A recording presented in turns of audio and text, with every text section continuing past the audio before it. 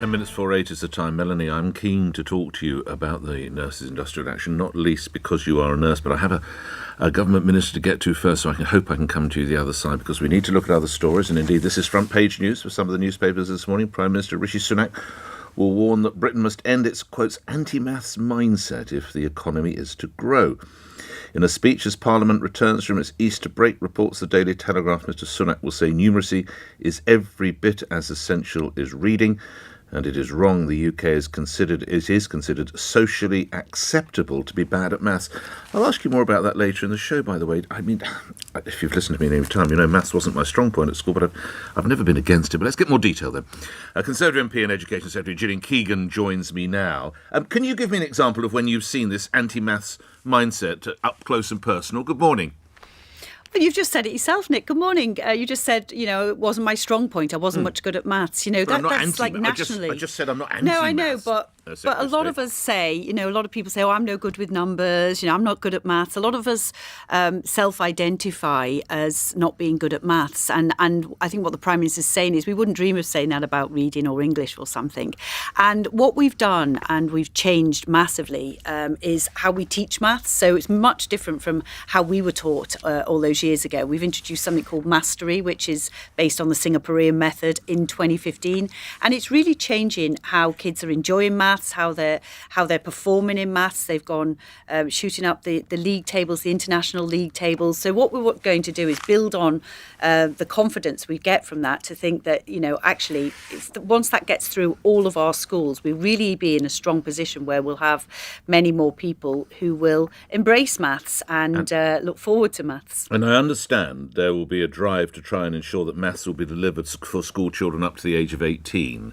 This will be, I'm sure you can expect, this will be in addition to, if we use A-levels, the three core subjects that they study, they'll have to do maths as well. Is that right, Secretary of State?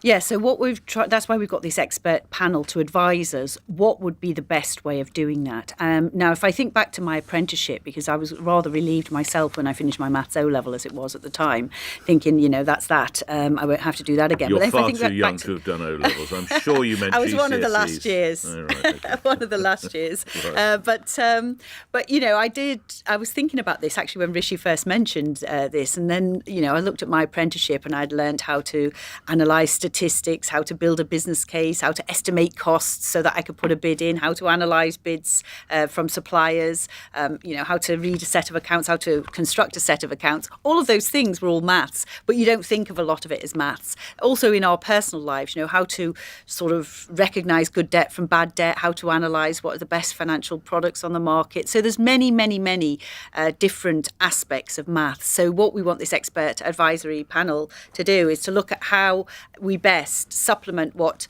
young people are learning, whether it's part of an apprenticeship or part of A-levels or other qualifications they're doing, and make sure that they've got maths that will set them up for life. And this would put us in line with pretty much every OECD country. So it is something that we are behind on right now. It's a bit of a rich irony, isn't it, Secretary of State, that it's you that is championing this when you've achieved what you have. You are the Secretary of State for Education. You sit at the top table of government, and you left school at 16 with your O-levels. You weren't forced to carry on doing maths for 2 extra years. Why should my listeners now, their children, why should they have to do it when they loathe maths with a passion and they want to get in the workplace? Well, I actually was, because part of my apprenticeship, they taught me all of those things I just talked about. They are all maths, statistics and statistical analysis. Yeah, but you weren't meant to do maths as per se as these youngsters will have to. Well, we're not saying that they have to do an A-level or we haven't actually determined what it is. That's why we've got this expert panel to say what's the best way of doing it alongside. So actually, in my apprenticeship, there was a lot of maths. What we want to check is in all of the apprenticeships, there is the right maths element. Even later on, at 42, I went back because the world had changed, data, digital, the world had shifted.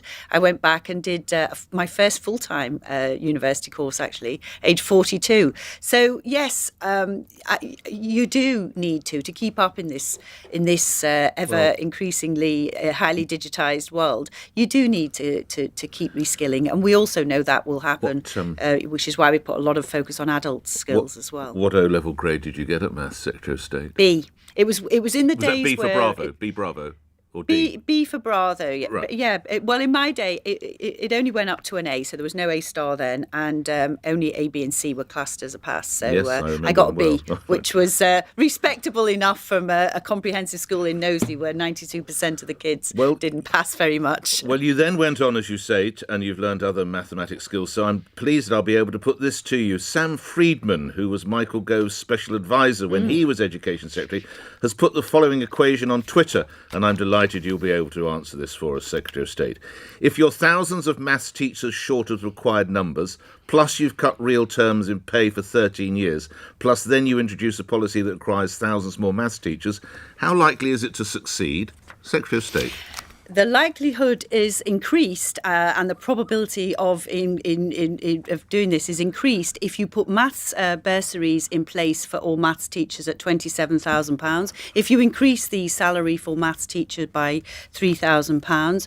If you focus on building 40 maths hubs, which help primary and secondary schools, ordinary teachers get much more comfortable teaching maths as well, up to a level. And then if you make sure that you supplement that with the right technology to enable young people to be able to learn maths in the 21st century. So that's the answer that I would give. So maths teachers will be paid more, Secretary of State? Well, we already have introduced a £3,000 levelling up premium, which is for maths teachers in more disadvantaged areas. But I have actually said, when we were looking at recruitment and retention challenges, which, by the way, I take very seriously, and I take that role to make sure that we have enough teachers across the board very seriously. We need to retain brilliant teachers and we need to recruit the best graduates.